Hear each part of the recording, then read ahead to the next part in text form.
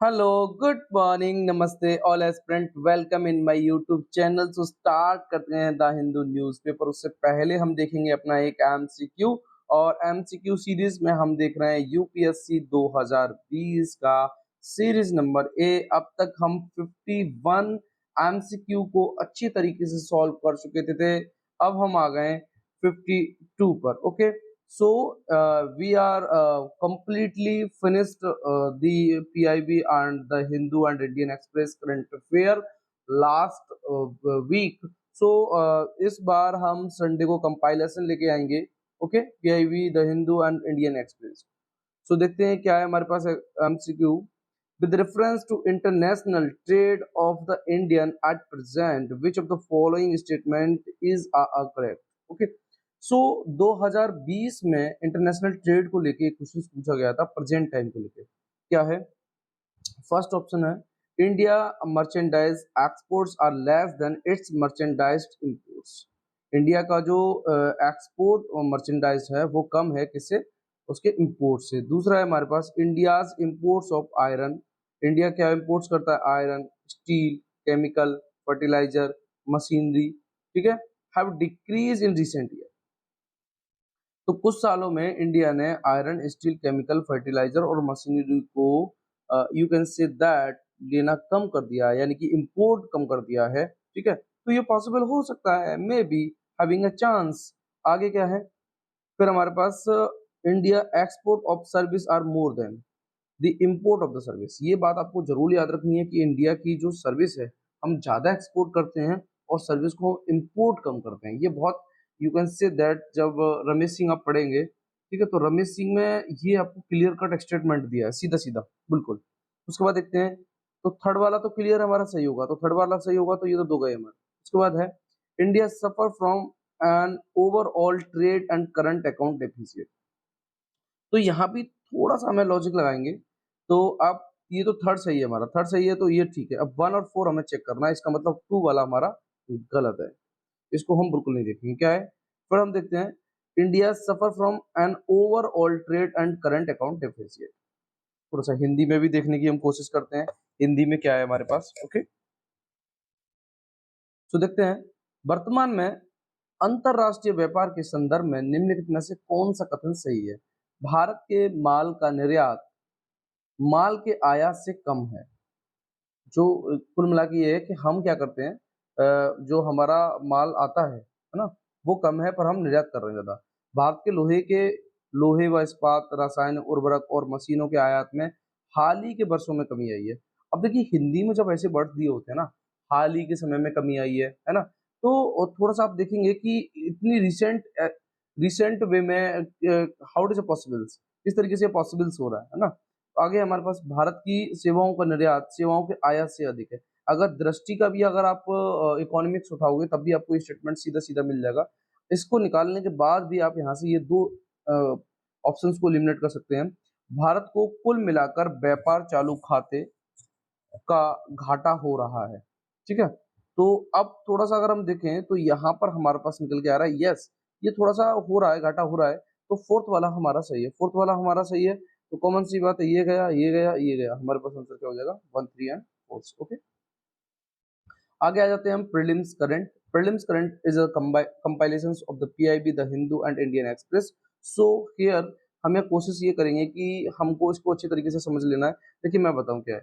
जैसे आप आज मान लीजिए आपने द हिंदू पढ़ा, ओके, और आपने 2 या 3 आर्टिकल्स पढ़े, sufficient for us because we are preparing for the prelims current. Okay, not means first of all तो प्रीलिम्स ही हमारा क्लियर होना चाहिए, मेंस तो आप लगा ही रहे होंगे आई थिंक। बट अब आपने क्या किया, इसमें से 2 आर्टिकल्स आपने ये पढ़ लिया और उसके बाद आपके 4 आर्टिकल छूट गए। ठीक है, 4 आर्टिकल आपके साथ उधर छूट गए, एक आपका पीआईबी का छूट गया, एक इंडियन एक्सप्रेस का छूट गया। इन सब चीजों को मैं कंपाइल करके ले आता हूँ आपका एक दिन पहले का करंट में। ओके, सो आपको बिल्कुल भी परेशान नहीं होना है, आपको ये बस करना है कि जो प्रीलिम्स करंट आता है उसको आपको अच्छी तरीके से मिलना है। सो देखते हैं क्या है प्रीलिम्स करंट की बात करें, तो इसमें है ग्रीन नज, है ना, ये एक टर्म है, इस टर्म को आपको अच्छी तरीके से समझना है, इसका काम क्या है। तो ग्रीन नज आर पॉजिटिव एंड जेंटल परसुएशंस। ये क्या करता है? ये इंक्रेज करता है sustainable and environmental friendly behaviour in the people. यानी कि जो लोग हैं वो एनवायरनमेंट के प्रति फ्रेंडली हो जाएं। यू कैन से दैट कई जगह आपने देखा होगा कि लोग क्या करते हैं कि जैसे पेड़ अगर रोड पे भी है और उनके अगर वो फ्रंट पे आ रहा है, यू कैन से दैट जहाँ उन्होंने मकान बनाया उसके फ्रंट पे आ रहा है, तो वो उसको क्या कर देते हैं, कटवा देते हैं। बट अगर वो इको वो थोड़ा सा एनवायरमेंटली फ्रेंडली होंगे ना, तो वो उस पेड़ को छोड़ देंगे, है ना, उस पेड़ को नहीं काटेंगे। तो थोड़ा सा मैं एक एग्जांपल देने की कोशिश कर रहा हूँ आपको कि इस तरीके से लोगों के अंदर ग्रीननेस पैदा करना है, जिससे कि वो एनवायरमेंट को लेकर भी एनवायरमेंट को भी अपना दोस्त माने कि अगर ये है तो हम हैं। ओके। अच्छा, आगे है, आपने कई बार कुछ मूवियाँ देखी होंगी जिसमें एक तस्तरी टाइप की दिखाई जाती है इस तरीके से, और उसमें से कुछ एलियन निकलते हैं, है ना? और वो जो एलियन पृथ्वी पर आते हैं इस तरीके से, है ना? तो वो ये जो तस्तरी है उसके बारे में है। इसको बोला गया है अनआइडेंटिफाइड एनिमल्स फिनोमेना। जैसे कई बार आपने देखा होगा जो आइडेंटिफाई नहीं है ना? और काफ़ी फ़िल्म है, जैसे कोई मिल गया फ़िल्म में दिखाई गई है, वो तस्तरी टाइप की है ना? या फिर पगलापुर मूवी है, उसमें भी इसको दिखाया गया है। तो आप थोड़ा-सा जाके देख लेंगे, है ना? कि ये एक्चुअली में जो तस्तरी होती है जिसको हम हिंदी में कहते हैं, वो किस टाइप की होती है। सो ये है क्या? Can not be identify as a aircraft, इसको एयरक्राफ्ट के रूप में हम आइडेंटिफाई नहीं कर सकते, ठीक है? और नोन नेचुरल फिनोमेना, और ये कोई नोन नेचुरल फिनोमेना नहीं है, from a scientific perspective, from a scientific perspective. Okay. इसके अदर नेम की बात करें तो unidentified flying objects, you can say that UFO. UFO तो आपने कई बार वर्ड सुने होंगे कि ये यूएफओ का वर्ड्स है ना? तो ये इसी से रिलेटेड है, किससे, जो तस्तरी मैंने आपको बताई, ठीक है। उसके बाद हम आ जाते हैं, फिर हमारे पास 5 ईयर अलायंस। ये जो 5 ईयर अलायंस हुआ है वो बिटवीन 5 कंट्रियों के बीच हुआ है, ये आपको अच्छे से याद करनी है। कौन कौन सी है? US, UK, Canada, Australia and New Zealand. ये 5 कंट्रियों के बीच आपका 5 आइज अलायंस हुआ है, ठीक है। तो इनमें से इनका काम क्या होगा? ये कंट्री जो है वो शेयर करेंगी, जैसे सिग्नल्स हैं या मिलिट्री है या ह्यूमन इंटेलिजेंस है, ठीक है, अमंग देमसेल्फ। ये सारी चीजें एक दूसरे को क्या करेंगी? शेयर करेंगी। इसमें से आपको याद रखना है कि जैसे आपका मिलिट्री हो या ह्यूमन इंटेलिजेंस हो, ठीक है, ये सारी चीजें एक दूसरे को क्या कर देंगे? शेयर कर देंगे। और थोड़ा सा मैं रिवीजन के तौर पे आपको बता दूं, 5 कंट्री हैं, यूएस, यूके, कनाडा, ऑस्ट्रेलिया और न्यूजीलैंड। ओके, ये आपको याद रखनी है अच्छी तरीके से। आगे आ जाते हैं हम, फिर हमें मिलता है नोग्रानो कारावक्स। ये मिलिट्री ऑप्शन ऑपरेशन है, पहले आपको इतना समझना है कि नैग्रोना कारावक्स जो है ना मिलिट्री ऑपरेशन, एक्चुअली में ये प्लेस है। तो यहाँ पे क्या हो रहा है? Azerbaijan Azerbaijan has launch military operations against Armenian force in Nagorno Karabakh. ये थोड़ा सा आपको याद रखना है कि जो अजरबैजान है उसने मिलिट्री ऑपरेशन लॉन्च किया है अगेंस्ट किसके? अर्मेनियन फोर्स के, और इन प्लेस ऑफ नैग्रोनो काराबक्च। अच्छा, इसके बाद क्या है? ये क्लेम क्या करता है? It was claim by both, इस पे दोनों क्लेम करते हैं, अजरबैजान भी और अर्मेनिया भी। अब इसने तो इसके खिलाफ, you can say that Azerbaijan ने तो अर्मेनिया के खिलाफ क्या कर दिया है? मिलिट्री वॉर स्टार्ट कर दिया है। बट ये इनका क्लेम है इस प्लेस पर, ठीक है। After the fall of the Russian empire 1970, जब रशियन एम्पायर जो फॉल हुआ था 1917 में, उस समय की बात है ये। ओके। अच्छा, अब अभी पर्व चल रहा है, परशुराम पर्व, ये एक्चुअली वो फेस्टिवल है। अगर 8 डेज कोई रख रहा है तो वो श्वेतांबर जैन है, 10 डेज रख रहा है तो वो दिगंबर जैन है। क्लियर कट है यहाँ तक? तो श्वेतांबर जैन और दिगंबर जैन आपको समझ लेना अच्छी तरीके से। और आओ, जो दिगंबर जैन को आप बोल रहे हैं 10 लक्षण पर्व, क्या बोल रहे हैं? 10 लक्षण पर्व। थोड़ा सा आपको याद रखना है, क्योंकि जब भी यूपीएससी का क्वेश्चन बनता है तो जैन और बुद्धिस्ट से क्वेश्चन आने के पूरे पूरे चांस रहते हैं। ये बात आपको समझनी है। ओके। उसके बाद हमें मिलती है संवत्सरी। एक्चुअली में ये क्या है? परशुराम पर्व का लास्ट डे है, ठीक है। और संवत्सरी की बात हम बात करें तो ये आनंद चौदसी को भी मनाया जाता है, and is observe as the day कब? व्हेन बसु पूज्य, ये 12th तीर्थंकर थे, अटेन द निर्वाणा। यानी कि बसु पूज्य ने जब निर्वाणा को प्राप्त किया, उस टाइम इसको मनाया जाता है, किसको? Last day of the Parshuram पर्व, you can see that Samvatsari. Okay. तो 8 डेज आपको याद रखना है, 10 डेज याद रखना है। अब आपसे क्वेश्चन कैसे बनेगा मैं थोड़ा सा आपको बता दूं। परशुराम पर्व तो आपको पता होना चाहिए कि क्या है। ये जो है जो जैन का फेस्टिवल है। क्लियर कट है यहाँ तक?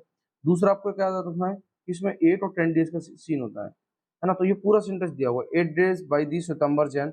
यहाँ पे वो थोड़ा सा चेंज कर देगा, यहाँ लिख देगा 8 डेज बाई दी दिगंबर जैन और 10 days by the you can say that Sutammergence। इस तरीके से चेंज करके आपसे पूछ लिया जाएगा। तो आप कंफ्यूज हो जाएंगे यार इसका आंसर क्या है क्या नहीं है, बट मैंने आपको इसी वे में बताने की कोशिश करता हूँ कि आपका जो एमसीक्यू है वो सॉल्व हो जाए। अब हम एक बॉडी देखते हैं लास्ट में क्या है हमारे पास, कोलाबोरेटिव पार्टनरशिप ऑन फॉरेस्ट, ठीक है, जिसको आप बोलेंगे CPF, ठीक है। इसका जेनेसिस कब हुआ? 2001 में, ठीक है। किसके रेजुलेशन से हुआ? ये हुआ था इकोसॉक से, इकोसॉक के रेजुलेशन से इसका जेनेसिस हुआ। तो इकोसॉक को हम क्या बोलते हैं? Economic and social council of the UN, okay. ये थोड़ा सा आपको याद रखना। इसका इसका मिशन क्या है? ये क्या चाहता है? कोलैबोरेटिव पार्टनरशिप ऑन फॉरेस्ट, ये एनहांस करना चाहता है कंट्रीब्यूशन सभी का, all type of forest and tree, ठीक है, outside forest to 2030 agenda for the sustainable development. और किसके लिए? सस्टेनेबल डेवलपमेंट के लिए। अच्छा, फंक्शन की बात करें तो scientific and technically advised to the UNCE, थोड़ा सा ये सॉरी पेन की वजह से ऐसा हो गया, UNFE, आप घबराना नहीं ना, UNFE, ओके। इसको बोलते हैं हम UN फोरम ऑन फॉरेस्ट, ठीक है। अच्छा, इसके मेंबर की बात करें तो इंटरनेशनल ऑर्गेनाइजेशंस हैं, इंस्टीट्यूशंस हैं एंड सेक्रेटरीट्स हैं, ये सब क्या है इसके, you can say that member है, ओके। अब हम आ जाते हैं द हिंदू। द हिंदू मैं बता दूं आपको, अब आप अगर उसको PDF फॉर्म में पढ़ा रहे हैं ना कंप्लीटली, पहले तो वो डाउनलोड नहीं हो रहा, डाउनलोड हो रहा है ना। आप क्या कर सकते हैं, द हिंदू जिसने सब्सक्राइब ले रखा है वो न्यूज़पेपर पे उस पर पढ़ सकता है। अब ये डाउनलोड नहीं हो रहा, तो मैं बता दूं आपको, अगर इसको डाउनलोड करके भी अगर आप इसको PDF फॉर्म में पढ़ाना चाह रहे हैं ना, तो कई बड़े बड़े चैनलों पे स्ट्राइक आ रही है, तो इसलिए भी मैंने अब वो PDF फॉर्म बंद कर दिया है, PPT फॉर्म में लेके आ गया हूँ मैं, ठीक है। सो देखते हैं क्या है हमारे पास है। Lok Sabha passes historical women's reservation bill. तो लोकसभा ने पास किया है हिस्टोरिक वुमेन्स रिजर्वेशन बिल। तो थोड़ा सा हम रिजर्वेशन बिल के बारे में आर्टिकल्स पढ़ने की कोशिश करते हैं। क्या है? लगभग 27 साल बाद, you can say the 27 year, 27 साल बाद वुमेन्स रिजर्वेशन बिल इसको इंट्रोड्यूस किया गया था पार्लियामेंट में। 27 साल पहले यू कैन सी दैट इसको इंट्रोड्यूस किया गया था पार्लियामेंट में। The Lok Sabha on Wednesday pass such a bill within near unanimity to amend the constitution and provide one third, किसके लिए? One third reservation. ये मैंने कल भी आपको बताया कि 99 अगर सीट है तो वन थर्ड अगर करेंगे तो कितना? 33%। क्लियर कट है, ठीक है। Provide one third reservation to women's in the Lok Sabha and state assembly. तो ये फाइटिंग जो किसकी हो रही है? लोकसभा में, लोकसभा में और स्टेट असेंबली में। कितना? 33% रिजर्वेशन किसका होगा? वुमेन्स का। मेरे हिसाब से तो 50% हो जाना चाहिए था। चलो कोई नहीं, छोड़ते हैं, आगे देखते क्या है। The bill now be taken up by the Rajya Sabha, ठीक है। अब इस बिल को किसने कौन लेगा? अब इसको टेकन अप करेगा राज्यसभा, ठीक है। For the passage in the remaining 2 days of the special session of the parliament and might require approval from the half of the states. और इसमें कितनी जरूरत पड़ेगी? हाफ ऑफ द स्टेट की जरूरत पड़ेगी। अच्छा, अमेंडमेंट की बात करें तो इसको मैं एक बार और आपको बता दूंगा, जो आपका 10th चैप्टर है लक्ष्मीकांत का, उसमें क्लियर कर दिया है कि बिल को पास कराने के लिए क्या जरूरत पड़ती है, ओके। अच्छा, प्राइम मिनिस्टर नरेंद्र मोदी ने भाई कुछ ना कुछ बोला होगा इसमें, थैंक्स बोला है मेंबर को। आई थैंक्स जो member of parliament across party lines who voted in support of the bill said in the post. उन्होंने जब ट्वीट किया उसमें उन्होंने बोला, ठीक है। अच्छा, आगे बात करते हैं। Only two nays with 454 member of the Lok Sabha supporting the constitution 128 128 bill 2023। तो 454 मेंबर हैं लोकसभा में, उन्होंने सपोर्ट किया है कॉन्स्टिट्यूशन को, ठीक है। और उसके बाद करते हैं the constitution requirement of the two third majority of the. Constitution की रिक्वायरमेंट क्या है होती है इसमें भाई? जब बिल पास हो रहा था टू थर्ड मेजोरिटी होनी चाहिए, ठीक है, of the member present and voting, present and voting, okay. बात इजीली मीट, जो इजीली मिल गया इनको। टू थर्ड की बात करते हैं। अब कितना है? 454, तो निकालोगे तो आप निकल के आ जाएगा। ओनली टू मेंबर, दो मेंबरों ने इसका अपोज किया। कौन कौन है भाई? देखिए, ऑल इंडिया मजलिस ई लेटेंट्स मुस्लिम असदुद्दीन ओवैसी और सैयद इम्तियाज जलील। तो इन दो लोगों ने इसका अपोज किया है, बाद बाकी 454 मेंबरों ने इसको सपोर्ट किया है, ठीक है। आगे देखते हैं क्या है। द 8 आवर, जिसपे लगभग 8 घंटे डिबेट चली, ठीक है। जो member of parliamentary from the treasury and opposition bench lead by the Congress engaged in battle over who should get credit for the landmark bills, as well as over a contentious uh, issue of the separate quota for the women's other backward class। अच्छा, ये सारी चीजें हैं। अब देखिए, मैं थोड़ा सा और बता दूं आपको।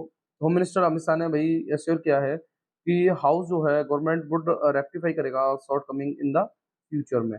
Your you supports the bill and registration bill be guaranteed, ये सारी चीजें हैं। ठीक है, अब थोड़ा सा हम देखते हैं क्या है।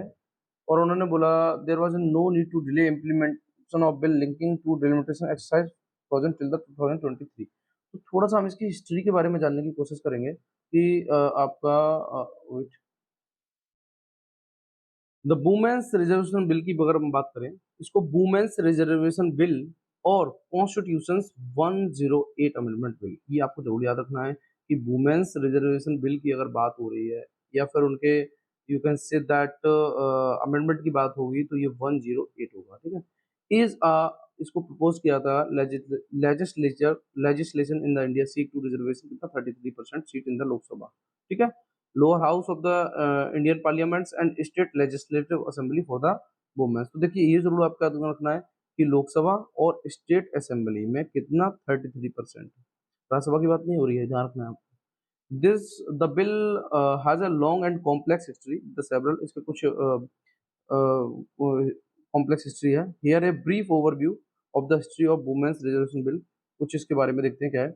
इंट्रोडक्शन की बात करें तो idea of reservation reserving seat की बात करें for the women's in the Indian parliament, इसको पहली बार इंट्रोड्यूस किया गया था 1996 में, जब women's reservation bill was introduced in the Lok Sabha by then government.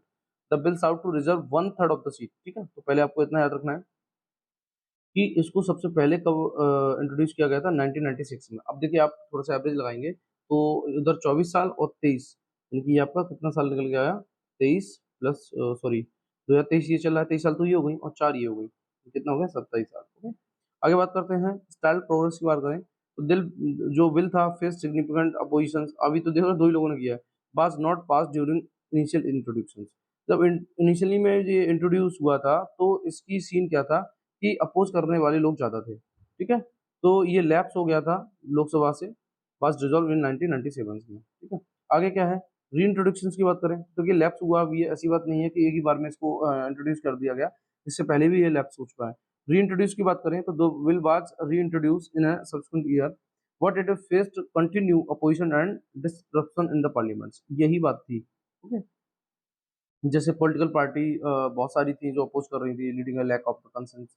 Effort and protest की बात करें, साल साल दर बढ़ते गए भाई, आगे क्या होती हैं। There were several efforts to build a consensus and push for the passage of the bill. भाई लोगों की आम सहमति बनती गई कि भाई ऐसा होना चाहिए, वुमेन्स का लोकसभा में होना और स्टेट असेंबली में होना बहुत ज्यादा जरूरी है। चेंज एंड अमेंडमेंट की बात करें तो there were discuss and debates about the bill provisions including whether to include reservations for the women for marginal community. Okay, अब स्टेटस कोटा की बात करें 2021 में 21, ठीक है। सो यहाँ थोड़ा सा मैं बता दूं आपको, इस तरीके से आपको देखना था इसमें। ओके, अब हम आ जाते हैं क्या है हमारे पास। सबसे पहले इसको अगर मैं बता दूं तो क्लियर हो गया होगा आपको, है ना, कि 1996 में आया, 1997 में उसको फिर you can say that lapse होना पड़ा, उसके बाद फिर ये री इंट्रोड्यूस हुआ।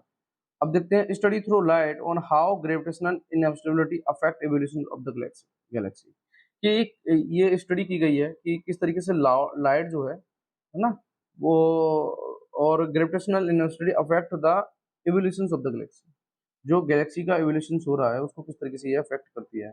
स्टडी हुई है Indian institute of the astrophysics, है ना, जो हमें सहायता करेगी और ये समझने में कि किस तरीके से ग्रेविटेशनल इनस्टेबिलिटी है ना, वो कनेक्टेड होती है गैलेक्सी इवोल्यूशन से।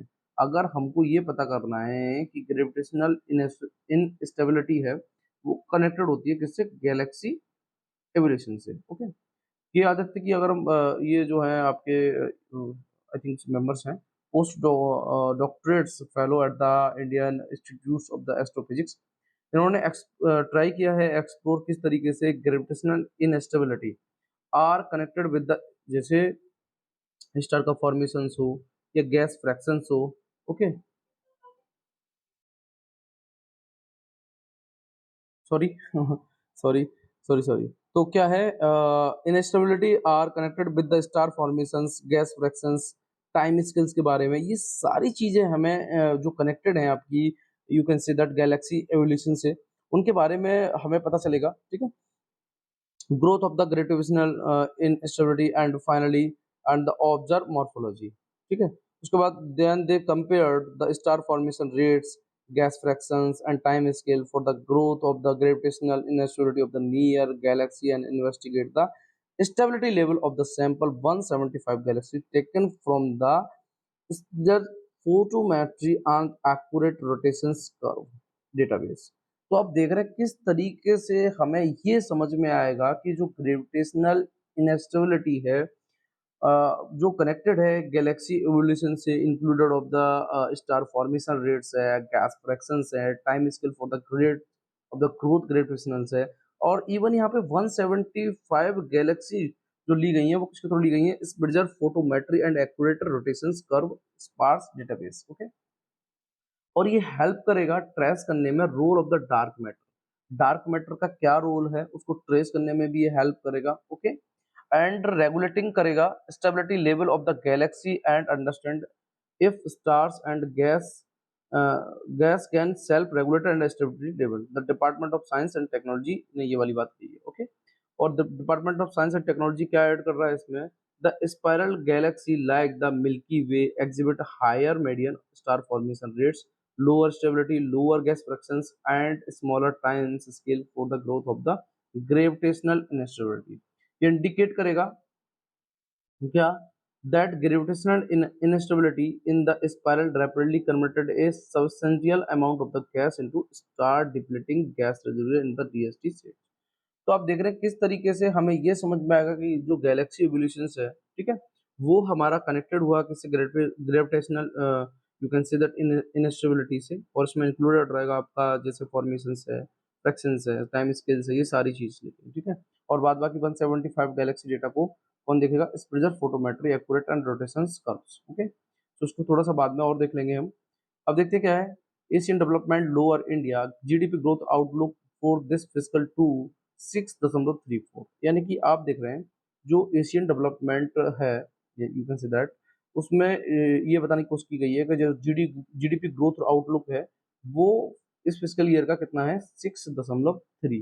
अच्छा, ये पहले भी तो होगा कितना, तो पहले था 6.4%। अब रीजन क्या रहा, इसके बहुत सारे रीजन रहे जिसकी वजह से ये डिक्रीज हुआ है। क्या रीजन रहा, जैसे आपका रेनफॉल हुआ बहुत ज्यादा, ठीक है, जिससे जो राइस थी वो डैमेज हो गई। ठीक, उसके बाद जो खरीफ थी, खरीफ की जो फसल होती है, ठीक है, उसमें जैसे पल्सेस है वो आपकी थोड़ी सी वीक हुई, ये भी एक रीजन रहा।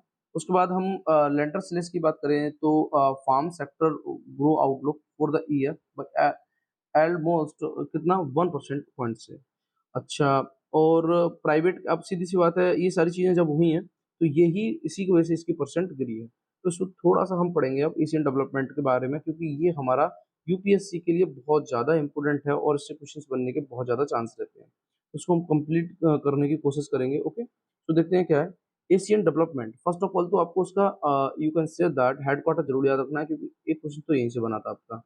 तो एशियन डेवलपमेंट ये रीजनल मल्टीलेटरल डेवलपमेंट ऑर्गेनाइजेशन है जिसका हेडक्वार्टर मनीला फिलीपींस में। ये स्टेबलाइज कब हुआ था, 1996 में। ठीक है, इसका गोल की बात करें तो है promoting economic and social progress in the Asia Pacific reason. एक पर्टिकुलर रीजन की बात करता है, जो एशिया पैसिफिक रीजन है, ठीक है, पैसिफिक रीजन है, उसमें आपके इकोनॉमिक और सोशल को प्रमोट करने के लिए, इकोनॉमिक और सोशल को प्रमोट करने की बात करता है। ये थोड़ा सा आपको ध्यान देना। आगे देखते हैं फिर Asian development bank primary mission, इसका प्राइमरी मिशन क्या है, ठीक है, रिड्यूस करना पॉवर्टी को एंड इम्प्रूव करना the living standard of the people in its member country bye fostering sustainable economic growth, regional corporations and development. तो आपको एक बहुत अच्छी तरीके से समझना है कि इसका प्राइमरी गोल भी है भैया क्या, पॉवर्टी को रिड्यूस करना और इम्प्रूव करना लिविंग स्टैंडर्ड को, भाई आप किस तरीके से रहते हैं। ठीक है, तो पॉवर्टी को मैं आपको बता दूं इसका काम क्या है, उसको रिड्यूस करना। ओके, और लिविंग स्टैंडर्ड को आपका, लिविंग स्टैंडर्ड को क्या करने का काम करता है, इम्प्रूव करने का काम करता है। ये भी ड्यूटी है, ये भी प्राइमरी गोल है किसका, एशियन डेवलपमेंट बैंक का, जिसका हेडक्वार्टर कहाँ पे है, फिलीपींस पे, और ये स्टेबलाइज कब हुआ था, 1996 में। ओके, अच्छा, उसके कुछ हम की पॉइंट्स देखने की कोशिश करेंगे क्या है। जैसे मेंबर की बात करते हैं तो आपको यहाँ तक तो क्लियर हो गया। ठीक है, तो एशियन डेवलपमेंट हैज 68 मेंबर, जिसमें Asia, and non Asian country है, ये आपको जरूर समझना है। अब क्वेश्चन आपसे ये बनेगा कि एशियन डेवलपमेंट बैंक, अब इससे तो भैया यही लग रहा है कि एशिया के ही मेंबर होंगे, नहीं, इसमें आपके member Asia plus non Asia दोनों के मेंबर होंगे, ठीक है, ये आपको थोड़ा सा इसमें समझना है। उसके बाद देखते हैं इसकी मेजोरिटी की बात करें तो मेंबर जो है वो कहाँ से होंगे, एशिया से, एशिया एंड पैसिफिक रीजन में, but also included country from the other parts of the world.